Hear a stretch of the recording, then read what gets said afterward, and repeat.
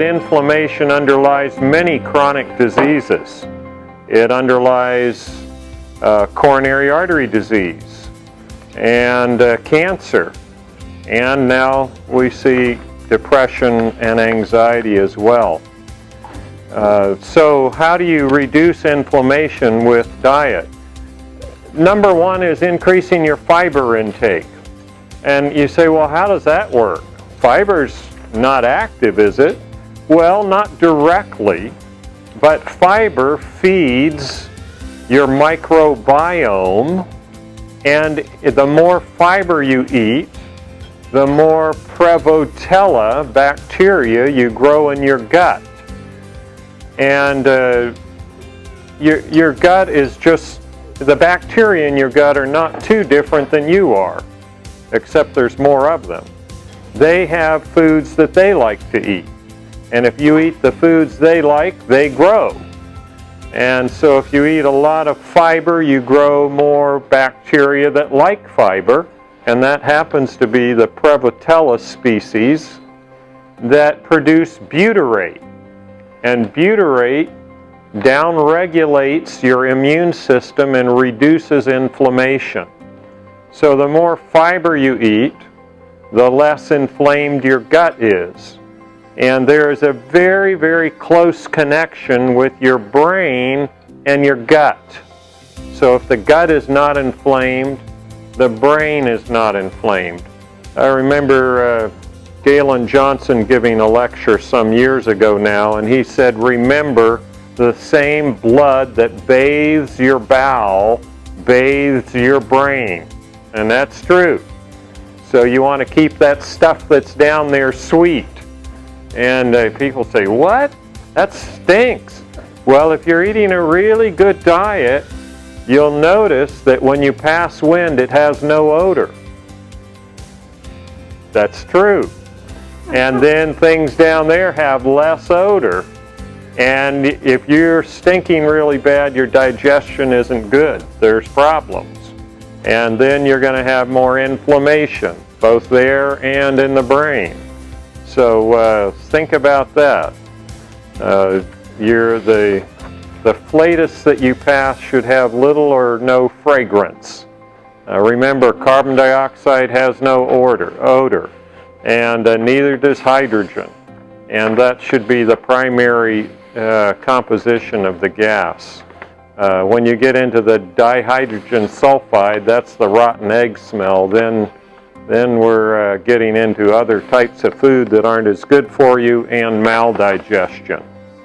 So, most important thing that you can do to reduce inflammation as far as your gut and your brain is concerned is more fiber. Well, fiber doesn't usually cause diarrhea unless you have a problem with digestion or you're not chewing your food thoroughly enough. It will cause larger stools. No question about that, but that's not all bad. Dr. Burkitt did the original research on stool weight and stool size. I'm glad I wasn't one of his research assistants because they went around collecting stools all day. And they did this in Africa, and they found that the higher the weight of the stool, the healthier the people. And Burkitt made the comment, if you have a nation with small stools, you'll have to have large hospitals. And there's a lot of truth to that. And that's really a reflection of fiber intake. And we know that fiber, the higher the fiber intake, the less the inflammation.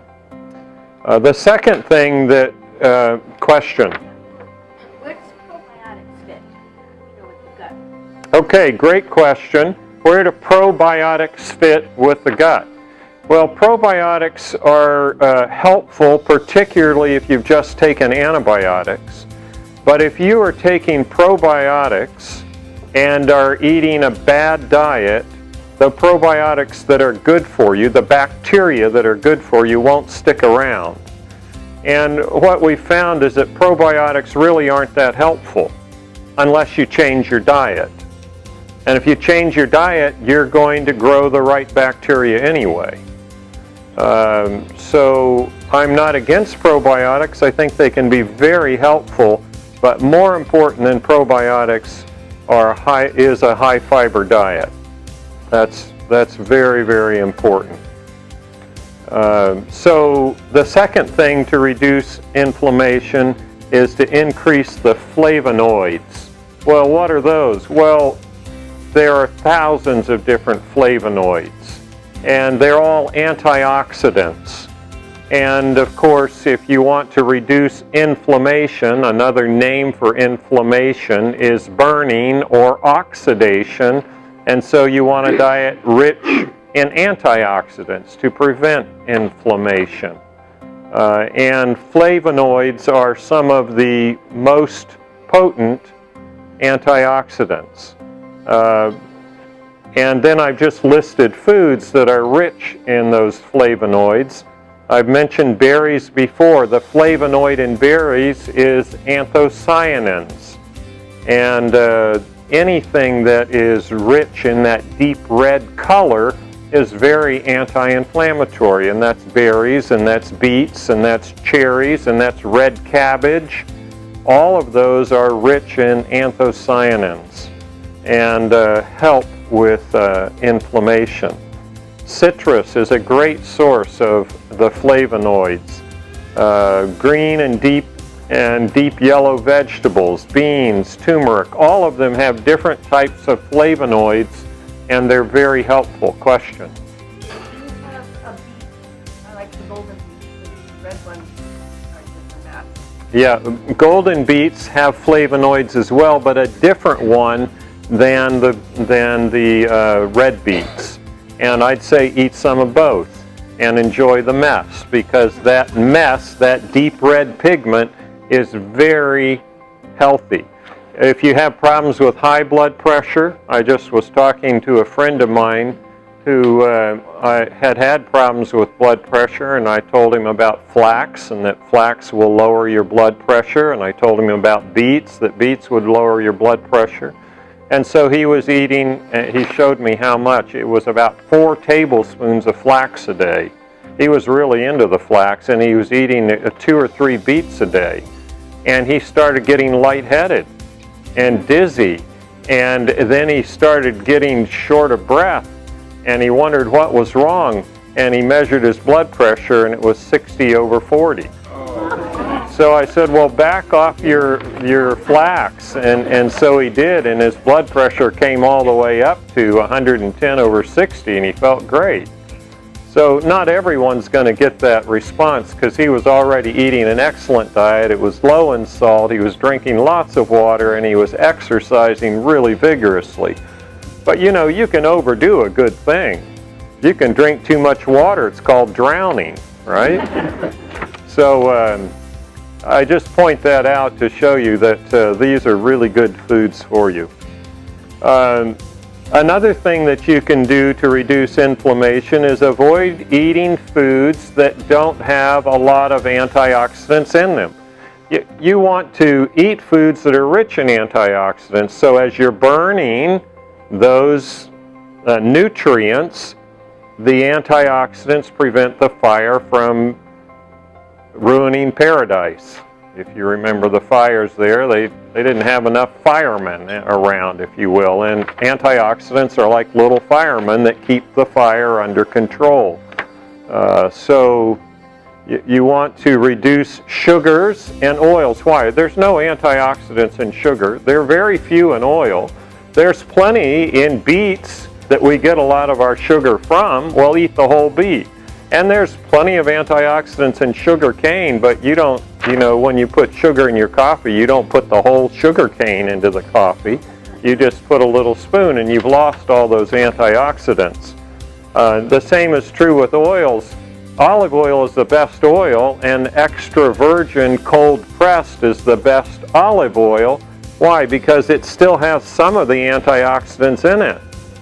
But it doesn't have as much as the whole olive does, and it's missing all that fiber. So you're better off to go with the whole food. That's why I said you want to reduce the sugars, the oils. and animals. Why? Because animals don't have antioxidants in them once they die, and so anytime we're eating animals, that's inflammatory. And there are many studies now that show that if you switch people from a standard American diet to a plant-based whole food diet, depression levels fall. No question about that. And they've done studies in the elderly and studies in middle-aged and in young people as well. And they find the same thing in all cases. Particularly when you're using sugar or oils or animals, you don't want to cook them at high temperature. Why? Because you turn up the temperature, you get that nice char or whatever, barbecue or broil, and then you've oxidized them, and that's inflammation, and then you eat it, and then you're going to have more problems with all of the chronic diseases, and depression certainly is one of those. And lastly, avoid snacking. Well, why is that? Well, they did a study, this is some years ago now, where they took nurses and they fed them a usual American breakfast, which is coffee and a donut. And then mid-morning they were kind of hungry, so they gave them a snack. And then at lunch, they weren't very hungry, but they ate a little bit. And since they hadn't eaten much at lunch, they were hungry mid-afternoon, and they gave them a snack. And then they hadn't eaten well all day, and so they had a big supper, and then they pumped their stomachs. And what do you think they found? Breakfast, snack, lunch, snack, and supper. Because the stomach is sort of like a washing machine. It has to go through a cycle. But if you add stuff in before the cycle's complete, and the cycle of your stomach is about 5 hours, if you add stuff in, it has to start over again. Now imagine if instead of swallowing it, you had a nice big bowl and you chewed up breakfast and snack and lunch and snack and spit it into the bowl and kept it at body temperature. What would it be like at the end of the day? Rotten, right? Ooh, rotten. Well, that's kind of what happens, and that's inflammatory. And you know, if there's a really close connection between what's happening in your gut and how you're feeling. And if you're eating poorly and your food is rotting instead of digesting, you're going to have more problems with impulse control, you're going to have more problems with depression, more problems with anxiety, all of that from a gut that's not working properly. So I recommend that you have a minimum of 5 hours between meals and no snacking, particularly if you're having problems with depression. And if you want to go the second mile, eat a good breakfast, eat a good solid lunch around 1 or 2 o'clock, and then have a piece of fruit for supper. Amazing how much better you'll sleep, and that really helps depression as well, because it gives the gut a long rest during the night, and then you don't have as much inflammation. Seeds are really high in fiber. I should have said seeds first, actually. Flax, pumpkin seeds, squash seeds, sesame seeds, chia seeds. All of the seeds are very rich. Beans are number 2 and greens are number 3. And grains are quite high too. The barley is one of the highest in fiber of the grains, and then rye, and then oats, and wheat, and then rice. But the grains are quite high too. The oats have more soluble fiber, so they do a little bit better at lowering the cholesterol than wheat does. But soluble or insoluble fiber, they're all good. All right. You've heard of the SSRIs and the SNRIs. Those are medications for depression. That's like Zoloft and Paxil and Prozac and on it goes, Effexor, etc. All of those raise serotonin. Well, you can get serotonin in your food too. And if you just get it in your food, it doesn't cross the blood-brain barrier real well, but if you have it higher in your blood, then there is a gradient that pushes it toward your brain, and what you make in the brain stays in there. So eating foods that are high in serotonin help, and I've given you a list of fruits and one vegetable. Actually, that's not a vegetable, it's a fruit, tomato, but we class it as a vegetable, that are particularly high in serotonin. And there are problems with the pills. Those of you who have taken them, they can be very helpful, but sometimes you can have problems like decreased sexual desire or performance, and they can make you sluggish and give different problems. And I don't know of any of those problems with bananas, pineapples, kiwis, plums, tomatoes, except you may get seeds in your teeth from the tomatoes. But that's, you can usually conquer with a little floss. And then another way to increase serotonin is to have an intake of proteins that are particularly high in tryptophan, which is a precursor for serotonin. And so if you have a protein that has a high tryptophan to total protein level, that really pushes the brain serotonin level up. And they've actually done studies where they take people that are depressed and give them pumpkin seeds, or one of the favorite one was butternut squash seeds, and that's been found to be very effective at treating depression. And I think that's a nice way to treat depression. I don't know of any side effects to that either. I love those seeds. I often save the seeds in our squash that we grow in our garden, and I like to chew on those. I often eat them raw. Sometimes I toast them lightly in the oven. Sometimes I peel the husk back and just eat the kernel, and sometimes I just chew the whole thing up. It's fiber, right?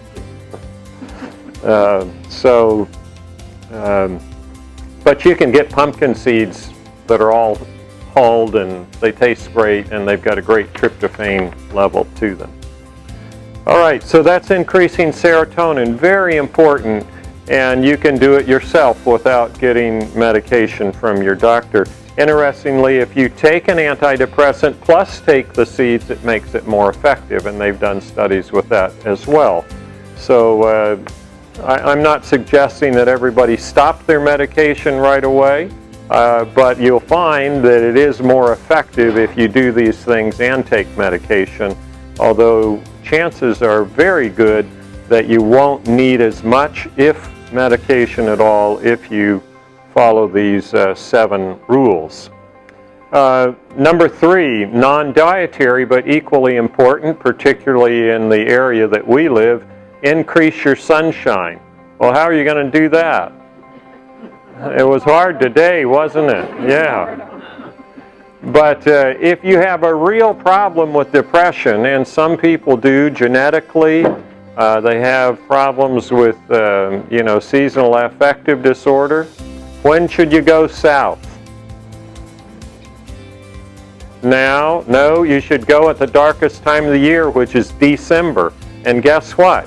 Rates are down in the south before Christmas. That's the darkest time of the year. The reason we celebrate Christmas when we do is not because Christ was born then, but because it's the darkest time of the year, and they just took that winter solstice and mixed it in with Christianity, and we got no self-respecting shepherd would be out in the field in December.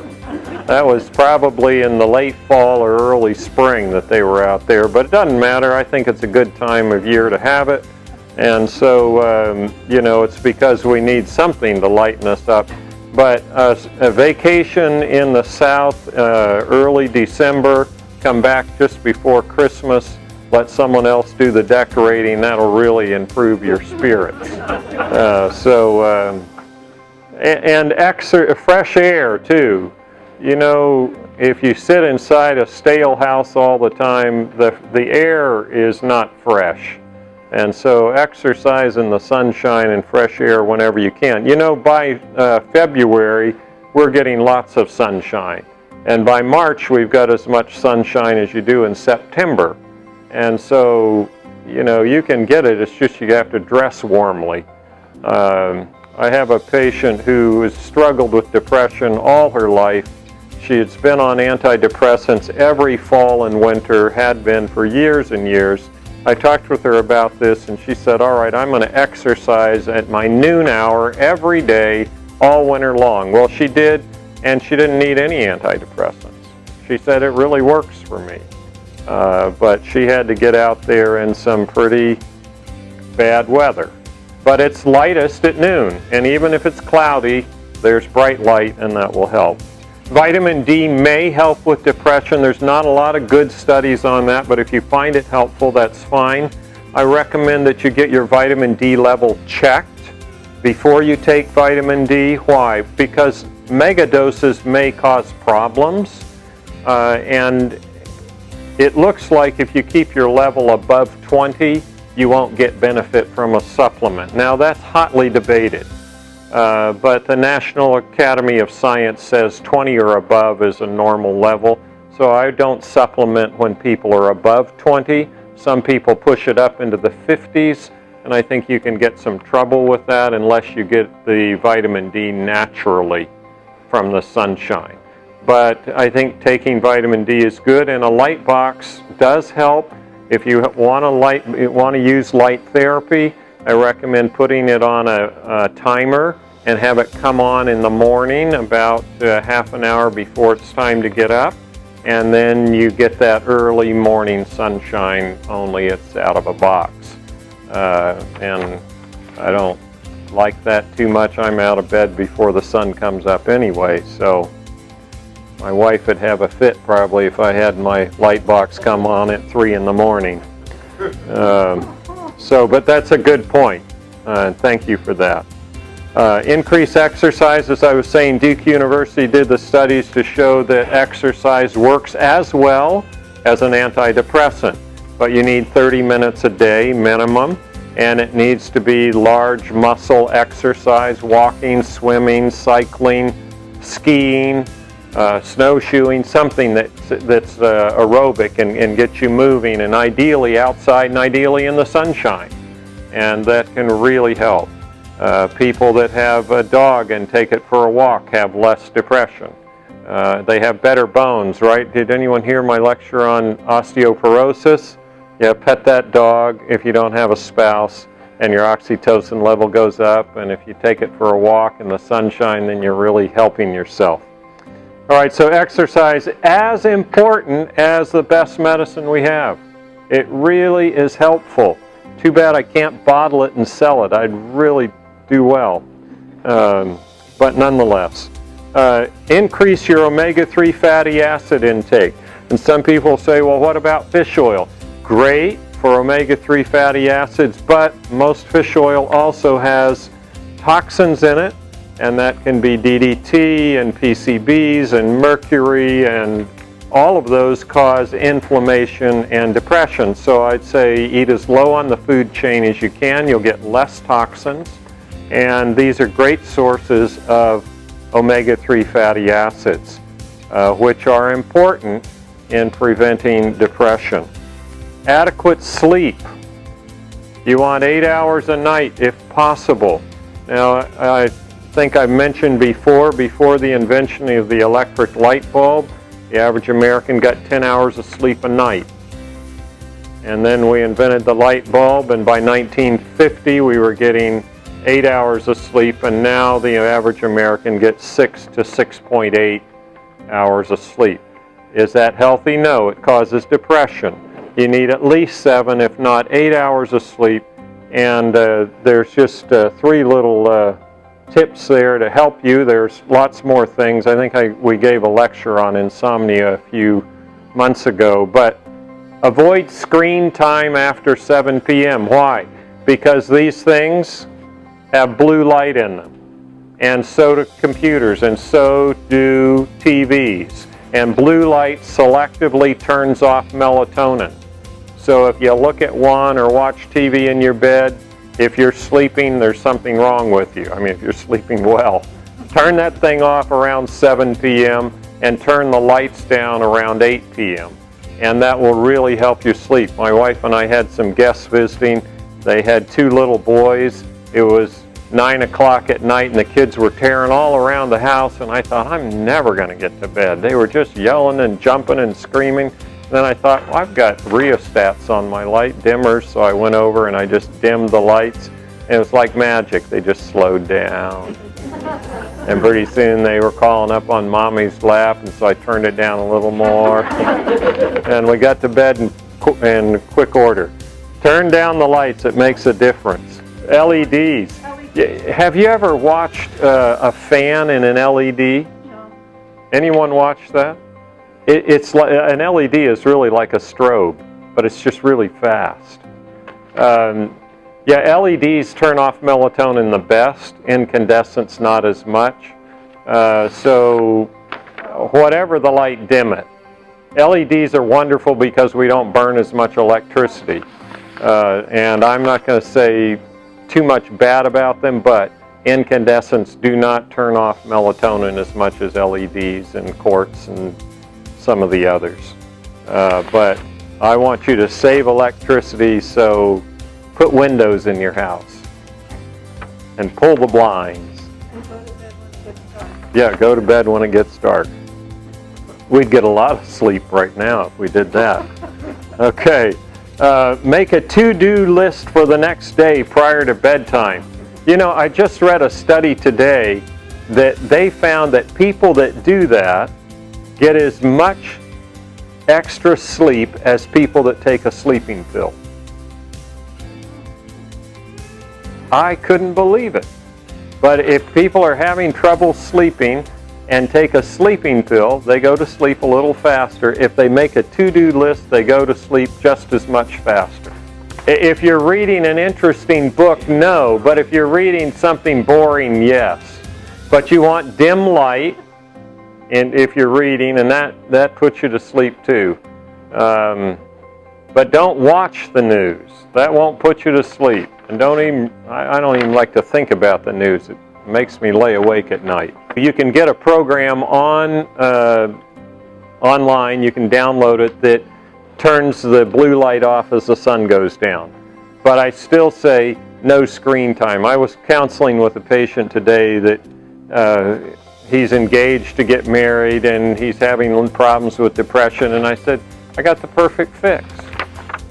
No screen time after 7 p.m.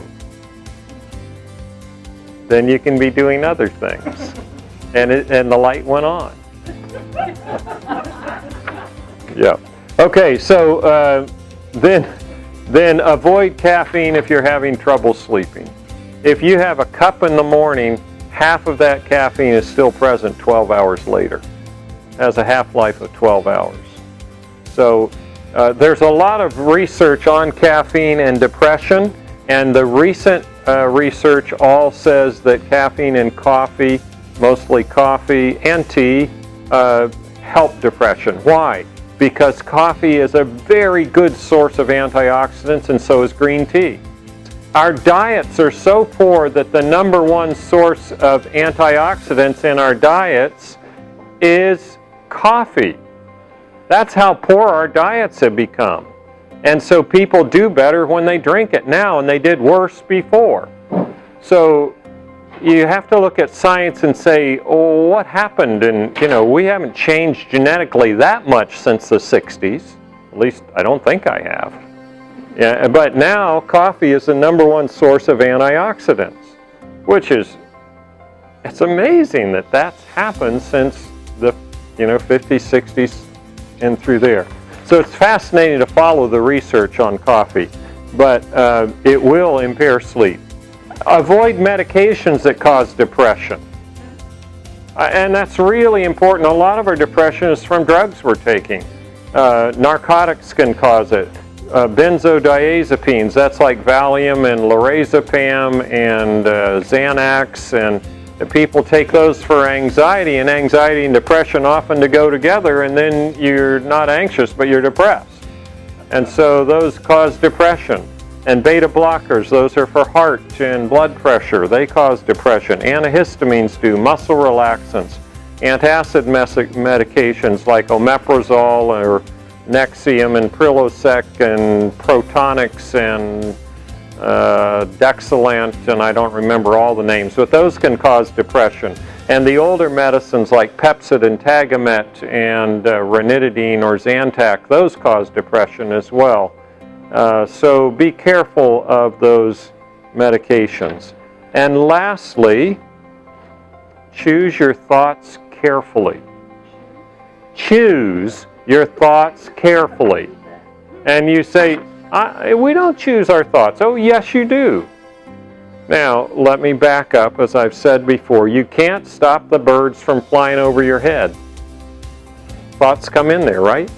But you can stop them from making a nest in your hair. Especially Bill and I, it's easy. We don't have much hair. But, you know, when a thought comes into your head, you can say, no, I'm not going to think about that. I'm going to replace it with another thought. You know, the good book says, as a man thinketh in his heart, so is he. Great advice from Solomon. Because what we dwell on affects who we are. Anxiety. You know, the Apostle Paul said, casting all your care upon him, for he careth for you. Another way you can say it is, don't worry about anything you can't do anything about. I mean, when I get on an airplane, I have some patients that say, I got to have Xanax to get on the airplane. When I get on the airplane, I think, I can't control this thing. I can't do anything about it, so I'm just going to sit here and be cool. I only worry about the things I can do something about. And I try not to worry about them. I try to do something, you know. That makes the difference. I think it's so important that we remember that we can choose our thoughts. And choosing our thoughts makes a difference. You know, if I start talking politics, I can probably get you all depressed in here in short order. So let's not talk about it. I mean, there's a time to talk politics or to think it, and it's right before you vote. Otherwise, don't spin your wheels. Unless you're going to be writing letters and making a difference. Okay, then that's fine. But a lot of the time we talk about things and think about things that just drag us down. Don't do that. It'll make you depressed.